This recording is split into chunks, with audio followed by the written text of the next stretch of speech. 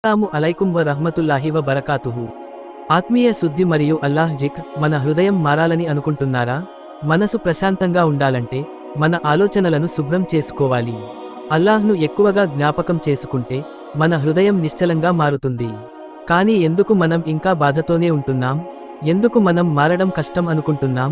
ఖురాన్ మరియు హదీస్ మనకు జీవితాన్ని మార్చే అద్భుతమైన మార్గాలను చూపిస్తున్నాయి. 1. చెడు నుంచి బయటపడాలంటే ఏం చేయాలి? ప్రపంచం మనల్ని ప్రతిరోజూ కొత్త కొత్త మాయలలో పడేస్తోంది. మనకు తెలియకుండానే మన మనస్సు చెడు ఆలోచనలతో నిండిపోతోంది. కానీ అల్లాహ్ ఎంత కరుణాశీలుడు తెలుసా? అల్లాహ్ ఖురాన్లో స్పష్టంగా చెబుతున్నాడు, నిజమైన విజయానికి మీరు అందరూ అల్లాహ్ వైపు తౌబా చేయండి.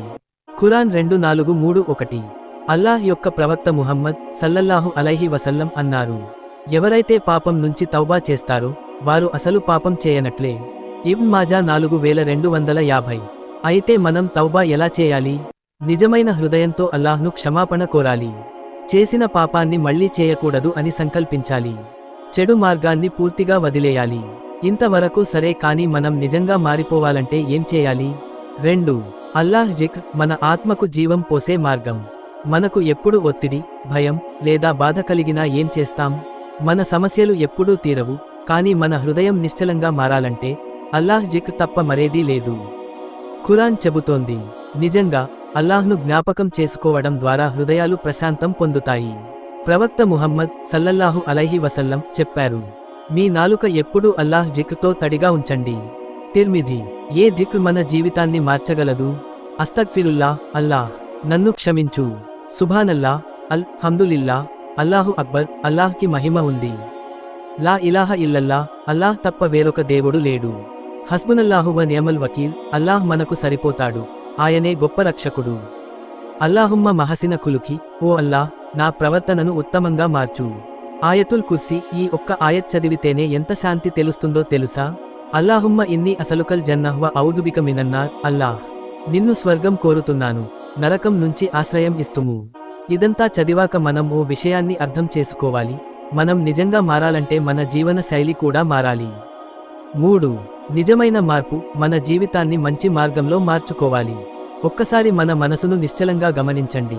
ఎప్పుడు అసంతృప్తి, ఎప్పుడు భయం, ఎప్పుడు ఒత్తిడి? ఒకటి స్పష్టంగా అర్థం అవుతోంది, మనము అల్లాహ్కి దగ్గరగా ఉండాలంటే మన జీవితాన్ని కూడా శుభ్రం చేసుకోవాలి. నియమితంగా నమాజ్ చేయండి. ఖురాన్ చెబుతోంది, నమాజ్ అనైతికత మరియు చెడు పనులను నిరోధిస్తుంది. ఖురాన్ 29-45. ఖురాన్ చదవండి. ఇది మన ఆత్మకు మార్గదర్శకం. అల్లాహ్ మార్గంలో దానం చేయండి.